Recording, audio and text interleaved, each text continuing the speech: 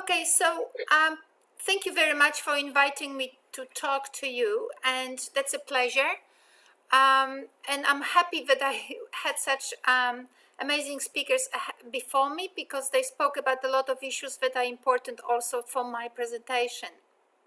So considering that, I teach languages, I teach language teachers how to teach languages, and I also teach teachers how to teach literacy in Australia. So these are my two research areas and teaching areas. I teach in Darwin, which is north of Australia. What else can I say? You may hear I have some accent. Other than Australian accent, I also have Polish accent. So I always laugh that I was born in Poland and I teach people in Australia how to teach English literacy in schools. To children who are 2-3 years old, all the way until they finish education as adults. So the whole spectrum. So you don't have to actually be born in an Anglo-Saxon country to actually make a contribution in English. You can learn it, and you can. So there are opportunities for us as well if we actually are interested in that. So I will combine all the four aspects of the conference theme, and I will look into policies and research in English language education and how they together can inform 21st century context of practice. I think that I kind of focus, I wasn't sure what context to focus, whether it's higher education or general education, but you can definitely, so I think it's a bit of both, but it will sway a little bit to higher education, but you can really do the same in general education, and you can train teachers in those aspects. So these will be the things I will talk about, which is the policy and our context, so where we are, then all the four aspects of the conference.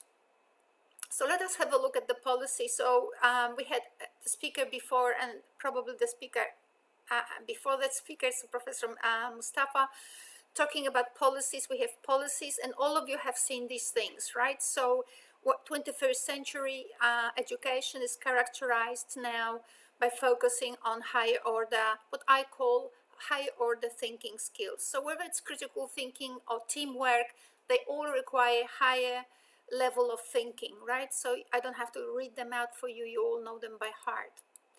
I wanted to also throw in some references, because some of you may or may not know them. Just have to get rid of that. So basically, we all know about the Partnership for 21st Century. So they got together early in the 21st century to put together the skills that they believe matter for this new century. They were in the first ones. I think some people actually believe that the OECD framework is the explanation. What's the OECD framework? And that's the title of the publication. They actually started the movement, but who knows? There was a lot of higher order thinking skills happening before. So anyway, all these higher order thinking skills come from these observations that the world is changing. We're changing with technology, we're changing as a society, and it doesn't mean that we're just diverse and mixed, but it also means that we're becoming more sophisticated, or at least a greater sophistication is required so that we can work together, as opposed to, so we're no longer agrarian, we're becoming increasingly more intellectual, more sophisticated, and we're together, right? So today I'm sitting in my house in Darwin, and I'm talking to my colleagues in Indonesia and from elsewhere as well, because I know we have people here today that come from different countries. So we've got these higher order skills, and the higher order skills also resonated with the general education. So I just copied and pasted a little bit of the Australian curriculum. So the Australian curriculum is a 3-dimension for general education. is a three-dimensional document. We have there the discipline areas, so your mathematics or science, English, history, the things we know, but they are not the main drivers of the curriculum. The main drivers of the curriculum are the so-called general capabilities. General capabilities, again, are the higher order thinking skills, and they are the skills that students are expected to demonstrate upon the completion of the general education. They're very well described in the Australian curriculum. They're very well identified for each grade. I'm actually a great fan of it. Some people criticize it, but I think they haven't probably, in my view, done enough of theoretical work to actually understand the depth and therefore the relevance of the structure of our Australian curriculum. So we have content areas, we have the capabilities, and then we also have so-called cross-curriculum priorities. I didn't mention them here, I just thought I would just mention them in passing, which means that students have to have their activities contextualized within our regional context. Contextualized within the regional context. Great English. That means that we have to acknowledge that we have diversity in our country, but we also have indigenous populations. We also are close to Asia. Close to Asia, we have indigenous populations, and we also need to have an orientation in the curriculum that supports sustainability. Sustainability not only making students aware of the environment, but also of the value of communities, right? So all of these things need to be integrated in our modern Australian curriculum. These things had an impact also on the way we structure our higher education, and all of you know this. We have so-called graduate attribute or competencies, but we also have in Indonesia, for example, you too have the Indonesian Qualifications Framework. So in Australia, we have the Australian Qualifications Framework, and you have the Indonesian one, the IQF.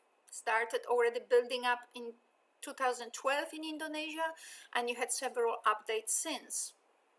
Right, so every course is at particular level, and the depths of education are identified for each level of education, so that teachers do not go overboard, but also so that they can actually match the expectations of the government. And those expectations of the government are international expectations, right? So we're in that global world now, so if we want our education to be translatable to other contexts, we need to match those levels.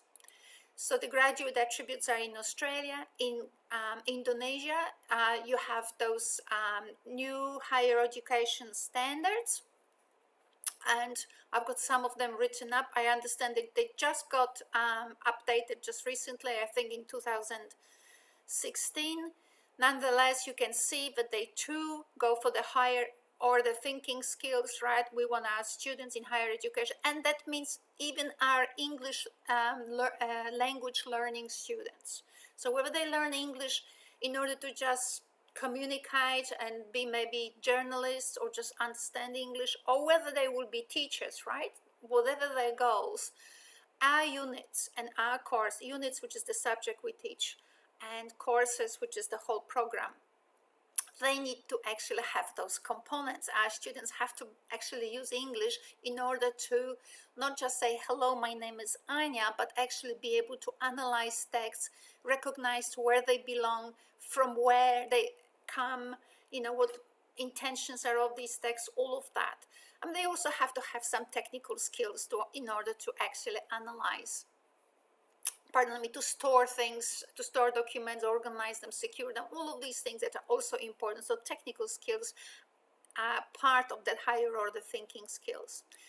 So I think on one breath, I almost covered that all, but I wanted to show you some results because we were talking about policy and where we are today. So I wanted to introduce you to the study by my PhD student here. So Wahid, he actually did a bit of a study in Indonesia on how these higher order thinking skills translate into the teaching in Indonesia, in English departments. I want to thank you very much to those universities that collaborated, but I have to say it's been an uphill battle for Wahid. Maybe because it was early in the process of the introduction of the competencies. Nonetheless, it's been an uphill battle, but he had ended up with a pretty good team of different universities, worked very hard. I'll just show you what's happened, what his results have shown. So at the start of the project, if you could look at the data, we didn't have many participants. It was very hard to get them. But I'm not going to describe all the categories where we got them from and how. Obviously, everything was tidied and everything was clean and lovely. But you can see that the highest proportion, the bar which is the highest, is the one that actually is saying, well, there is lack of support, right? We're not really trained in it, and we feel that we need some more support from the leadership in order to actually integrate those reforms into translate those reforms into our own teaching. People also expressed some knowledge. Some people expressed some knowledge of the global relevance of the reforms, not much about national relevance, right? How does the global link with the national, and how does that link with the course design? It's not like we're hitting the number 16 here, but it's very visible. University support is the complaint. What's happening here? Evaluation of the participants on success in the project. So on the completion of the project, Dr. Nasruddin did some interviews and surveys and all of that. And where I'm going with this is to actually note that something that I have actually noticed already happening in Indonesia in some other study that I've done with a student, a PhD student, not my PhD students, just a student who came to Australia to work with me on in a sandwich program. It's a kind of like you do your study in Malang, but you come to Australia and you do a little bit here as well. And what I noticed, and you can see it clearly here, on the completion of the study, the lecturers that participated in it and the project invited them to somehow self-transform.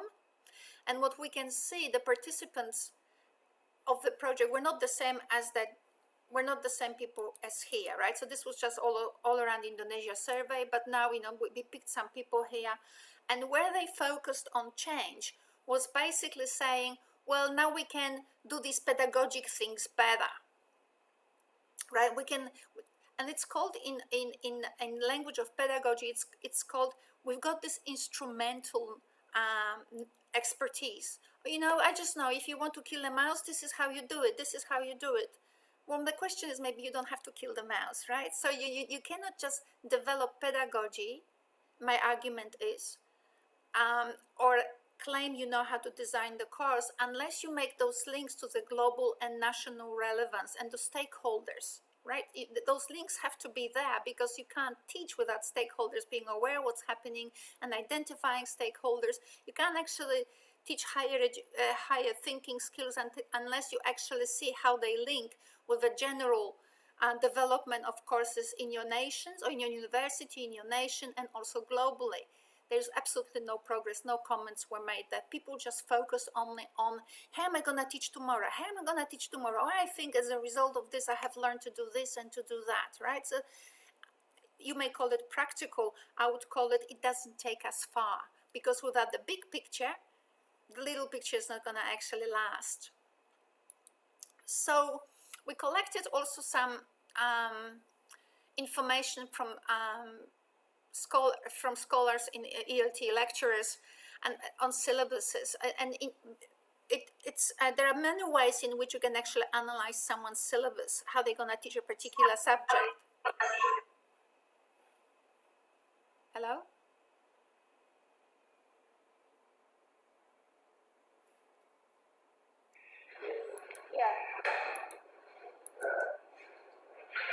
Hello? Am I okay talking? All right. Okay, because I heard something. So there are many ways in which you can analyze the syllabus, but I think like with an abstract, when you write a paper, you have to create an abstract, and then you know how all the bits and pieces in the paper will develop. So we looked at the structure. We looked at the structure of people's syllabuses, and what we found that basically the syllabuses were just a little story, but the story didn't have the bits and pieces that need to be in the unit description, subject description, we call it in Australia unit description. So I don't have the time to go through it. It is recorded, so you can actually go and analyze. I try to analyze it pretty much here. So you can see there are some problems, right? So the unit description doesn't have the specific problem the unit will address, doesn't actually contextualize it intellectually, doesn't actually explicate the process, doesn't actually relate it to the unit outcomes, program outcomes, course outcomes, all of that. So things are missing there. Then we looked into the literature, and not so much anymore with Wahid, but I looked with another student who is now finishing his study. It's Lala Bumela Sudimantara, so he's from Cirebon, and he's finishing now. And the next student is Lukman Bihagi, who is now who just started with me, and he's gonna do his experiment shortly. So we looked at the traditions, and the traditions that, for example, in ELTE informed the teaching, and one of them is actually the systemic functional linguistics. And we were very grateful to Professor, I know I pronounce it really badly, Kayono, right? I'm sure I pronounced his name badly. But anyway, what he did in his publication, which I listed here, and my students found, he described stages of the systemic functional linguistics model. And per se, in the objective, which is building knowledge of the field and modeling genre, argue or not, you can argue or not, per se, it may not actually be that controversial, but when you have in your mind the higher order thinking skills, and now you look at the method of teaching in this model that is borrowed from Australia and was developed long time ago, right? It's borrowed from Australia, developed long time ago, not so much anymore, may be relevant, I don't know, it's something for you to think about. But I actually picked from this professor's article how this method constructs the students. Look at this, in the stage 1, right? Students are given things. The lecturer does the highlighting. The lecturer then explains till the cows come home. Then the lecturer then provides examples. And in order to show students, this is like a method, and I'm not sure whether you talk, okay, my point is, the method presents the student in a very passive way. And yet those higher order thinking skills that previous professors before me were talking about, and the ones that I mentioned in here, all of them are positioning student as this person who is in school is the chance where they develop skills for lifelong learning, where they will be a thoughtful people, aware people, not people who just wait until someone shows to them and then they will reproduce it, right? Reproduce the models. So am I proposing a better way to do it? We've tested it once, we're testing it again, but it's not to await from me a method. I developed something, I sat and thought about it and developed a project, and my students thought about it and adapted it to their context and how they thought about it. But the field is free. The field is free. Once we actually reflect on it, is the student really this passive as this quote presents? Can we actually change it somehow? We don't have to throw what do we say, baby with the bathwater, but maybe we have to throw out the bathwater. So something for us to think about. So that's what I wanted to show, So we have problems, but we also have problems because I'm talking about Indonesia. We have problems as Dr. Wahid's thesis has shown, but we don't have these problems from nowhere. We're borrowing things. We're absolving the need from us to engage with foreign materials or even our own materials critically. We just place it into our own units, and strange things might be happening. For you to research, I think it's a great study to explore. Language is very interesting. So we all know that meaning is constructed in relation to what we know, not in relation to what someone else knows. So I wanted to quickly, you can see that these slides are from YouTube. I put them here on purpose, and I've got more of them. A lot of my knowledge comes from YouTube. Then later on, I may or may not follow up those lectures, YouTube lectures, through articles or books. But browsing the YouTube and learning from YouTube is an excellent way to study. So this guy, who's a famous professor in cognition, he just wanted to show, and in terms of English, think about it. If we're presenting some, say, vocabulary in terms of this means this, not quite, because the word hub, I'm not sure even if it translates easily into English, but look how many things the word hub actually contains. It contains movement, it contains company, it contains the concept of something being made. There are spokes, because hub is a circle, it's a wheel, it's rolling, right? So it's a lot of concepts. So very often what's underneath words is covered, right? So that we can communicate fast. But it's very important to appreciate that words don't have a meaning in and of themselves. They actually have deferred meaning through history and the history of places shaped by the practices of those places, right? So you take someone from 2000 years ago and you tell him about Wikipedia, maybe they will get it, maybe not, but it's gonna be a concept to grasp. So the Australian national curriculum understands it. I'm not sure whether this particular slide is well visible. I don't know, the Australian curriculum types with this gentle font, right? Gray, almost white, very apologetic. But I will not discuss it in detail, but when you think of teaching English as a foreign language, or in here, the thing is, you've got to consider different strands. There's a linguistics strand, there's a literature, which is text, and there's also literacy, which is structural issues, right? And the curriculum problematizes really lovely and shows us that if we're planning for learning, we need to consider resources and opportunities for learning that cover all those dimensions for students, not just one aspect. And obviously we have those general capabilities. What a headache, right? So we've got those general capabilities whereby we can't just teach the content of those strains. We have to actually create activities that enable transformative impacts, enable community relevance, and enable also exposure to a range of ideas so that our students learn how to evaluate information and how to construct information. Complicated things, and I'm not even halfway through my introduction. So I'm not going to actually talk about this model. I just put it there for you to read. Basically, this is how I work with my pre-service teachers, teaching them how to work and understand the curriculum and how to translate it into lesson designs. Maybe I'll come back to this one.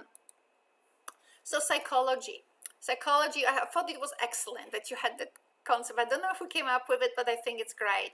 And I think I liked it very much because currently whenever I listen to people talking about psychology, most of the time I hear Vygotsky, and that's like, maybe if you can count well, it's 100 years ago, but to me it sounds like, Middle Ages. So and it sounds like Middle Ages because we know that technology has improved, and you have people in your university who have some idea about what that means for understanding the biology of learning, right? So there's a lot of amazing work happening in the world on the biology of learning. I couldn't actually fit in all the evidence that I collected over so many years, but I wanted to just very briefly flag a few. So why did I put smile here on the left of our brain and the sad face on the other side? Because our brain has actually two hemispheres. The left hemisphere is the one that knows everything. Just ask it, right? Has answers like hell. But the left hemisphere is actually not where the learning begins. It's where the learning ends. We need to actually structure activities that leave the student startled, like, oh my God, how do I do that, right? The right hemisphere, if people are sick, for example, and if they have an imbalance, and very often people with depression have it, they have a hyperactivity of the right hemisphere, right? And consequently, so you can see I didn't invent it all by myself. I actually get it all. You've got titles of those videos here underneath this pictures. So if you want to follow it up, my students check everything I tell them. They don't trust me. They say, she is selling to us stuff. So they sit there with their mobile devices and keep checking everything. So we need to create activity, and I'll talk about it a little bit later. But right, so it begins in the right hemisphere. Learning begins in the right hemisphere, and now students need some form of support so that they can actually release that or relieve the right hemisphere from the stress it's experiencing. And that's why how support is actually extremely important in learning, the challenging task and the support as well. So I'm just gonna leave it here because it's not a 12-week course that I'm teaching, just a half-an-hour presentation. This particular PowerPoint, this particular picture here, the neuroscience of consciousness, it's very important, by Anil Seth. Very important lecture. You might want to actually have a look. What it does say, we do not see input. You know how in second language acquisition, people were arguing, about the input, output, all of that. It's plain clear. We don't actually react on input. We react on what our higher levels of thinking actually recognize as relevant. So I've got some principles here for you that I derived from psychology, and now I'll just focus on the right side of it because I'm not sure how much time I have left, so I'll just try to cover everything. Let's assume I have another 10 minutes, so I just want to cover everything.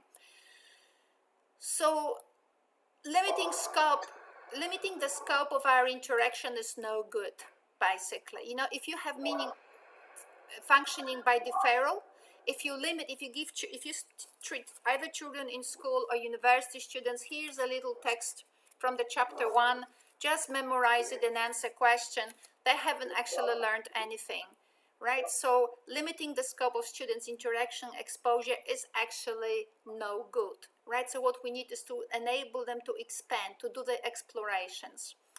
Learning requires both challenge and support. I mentioned that before. Project-based learning, right? More than that, community-based learning, I probably will talk about it in 5 seconds. Projects elicit students' micro and macro needs, right? And they also elicit focus. How do I do this big thing? Oh my God. And it requires what? I not only have to find out how to write it, but I have to also write it well. And I don't know anything. I don't know how to write something like what? A report? No idea how to write a report. And by the way, I hate punctuation, right? So punctuation will be, say, the micro skill, and writing a report, structuring, knowing how to do these things is a macro skill. Projects elicit those needs. Macro task, which is like those like projects, integrate. I have said that. Oh, I have it twice. I must have copied something wrong. Anyway, compare and contrast, right? Compare and contrast is the way we learn. If you only see black, you have no idea what green is, right? So we can only learn where the meaning of one word ends and where the next one begins is if we had been exposed to interactions that allowed us to cut more finely and see the boundaries, right? Compare and contrast is the way we learn. Now, this is the report, but how is the report different from an essay? Are they the same, right? Oh my God, where is the report? Let somebody find the damn report and let's find some essay and see how do they differ. A scientific article and the newspaper article, like, what's the difference? Is it just the content or a structure? Right, compare, contrast, and then you learn.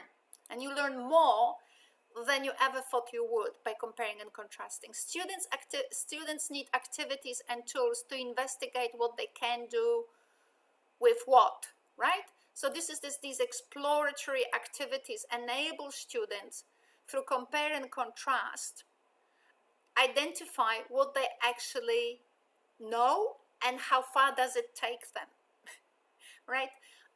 But for that, they need activities and need tools enabling them to do. They need also resources. I didn't say that. And another thing I wanted to say, the texts are not words, but intentions informed by emotions. So Lala, Bumela, and now Lukman are doing the study using a number of models, but one of them I call the reading for emotion. It's a model that I invented in 2015, but I've published in 2017, and I'm working more on it. My students don't believe I have a workload. They just want me to publish, but I have a workload as well. But nonetheless, texts are not words, but intention. When you say hello, you can say hello in a nice way, you can say hello in a nasty way, depending on your intention. And the intention is emotion driven. So these are some principles for learning that I derived from psychology, and try to make the connection between what the research says, which is the red things, and implications for learning. So they all referenced. Now, I've been very much into the computer-assisted language learning. I've been at it forever, for as long as I remember. Not necessarily because it's trendy, but that's because it actually enables this exploratory activity. I mean, let's face it, we're all hooked on it, right? How the heck do you make a chocolate mousse cake? Where do you find it? On YouTube, on Google, on something, right? So exploration is part of behavior now. So what does that mean? So we are in a do-it-yourself society, right? Today we are in a do-it-yourself society where everyone is essentially a researcher. We have access to information and communication more than ever. We are content creators. Has any one of you known, I'm not sure how it is in Indonesia, but in the English culture, we have all these podcasts. You know, people just put the camera in front of them and just talk about the issue that is important for them. And while I agree, listening to a 3-hour lecture might be really boring, but it is amazing how we have those podcasters or content creators having interviews with people, or just talking to the camera for 1, 2, 3 hours, and people are glued to the screen, right? And our students will be too, if it serves their personal goal. Because our students sit on Facebook, our students sit on YouTube, our students sit on the internet, right? So they already have it as part of their life. The question is, how can we integrate their community engagement into our English classroom, right? How can we help them translate what they already do in a way that is educational, obviously, but it's in English? How can we help them this? So I wanted to say that I've worked with my husband and Professor Andrew Lian for quite a while in technology, but he's a sophisticated man in technology. I'm a little bit primitive, you know, I'm a girl, so girls are less likely, not unlikely, but maybe not as likely to sort of sit for 300 hours in program, although I used to when the internet was a little bit simpler and when I had a bit more time. But anyway, there are very simple things on the internet that we can use. You know, we've got Google Translate, and check the Google Translate. It has fantastic actually capacities. You can dictate, you can speak to it, you don't have to type. It translates, it offers synonyms now and antonyms. There's a talk typer, which is, you know, a device that actually guesses what you, it's a speech to text device. And the text to speech is also a device, another one here with the avatar, very interesting. I strongly suggest you check some other ICT tools that I think that other than those generic ones with which you can do a lot. You can basically have a 5-year-old with a talk typer talking to it, and it will produce a text because it's speech to text. And a 5-year-old can produce a book. The next thing you have to actually explore with the child, what the heck did we do, and is it any good? And then you can compare with some other books, structurally, linguistically, and that's how the learning can begin, right? Started with the kid thinking, having time, good time, and then you can actually formalize it a bit. Now, there are some maybe less visible things for you, less known, but this is YouTube, and this is my channel. I don't necessarily okay. I've got two channels on YouTube, but this one here is a little bit more inhabited. Why do I talk about it? Well, I've got lots of recordings that I use with my students, or I used to use with my students. But my point really is here. Some of those recordings, while all of them have a grain of a bit of interesting things in them, I hate them all by now because they were done a year ago, half a year ago, 2 years ago. I've changed. And that's what I wanted to communicate to my colleagues in Indonesia and elsewhere. We're not perfect, right? So when we think that we're not gonna produce all these learning resources for our students because we're not perfect, we will never start. And I think that the idea that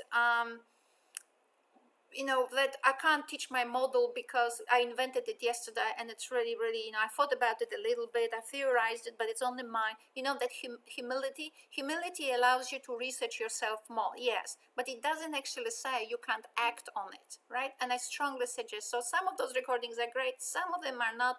The thing is, you've got to get your hands dirty and work. So this is a little bit for teachers.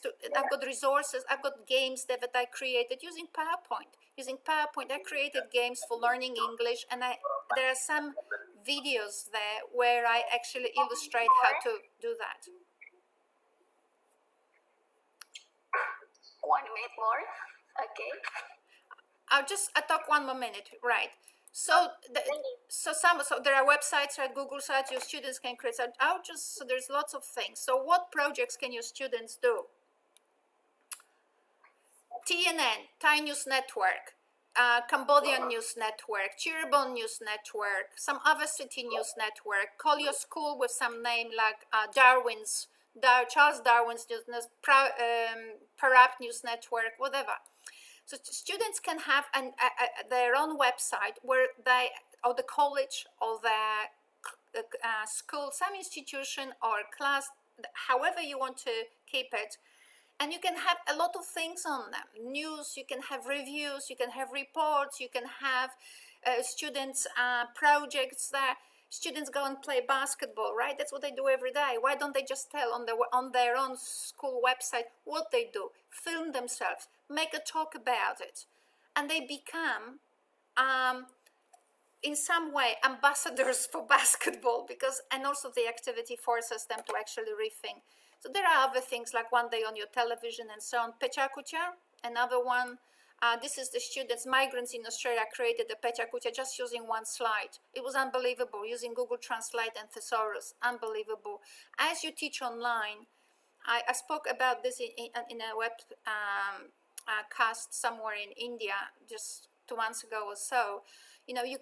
Using Zoom, you can have both group activities, you can have teacher fronted activities, and also you can have individual activities. All of this is permissible and allowable and all of that. I wanted to read to you, I will just record here, just for the record, keep these 2 slides, but I wanted to show you some quote from one. Thai News Network was created by Maliwan Bu Uranapatana in Thailand in 2001. She was teaching it. 19, 20 years ago, we're thinking it is like, COVID and we just have to touch the computer. The infrastructure was poor in Thailand, and lots of things were not on the internet as we have them now, right?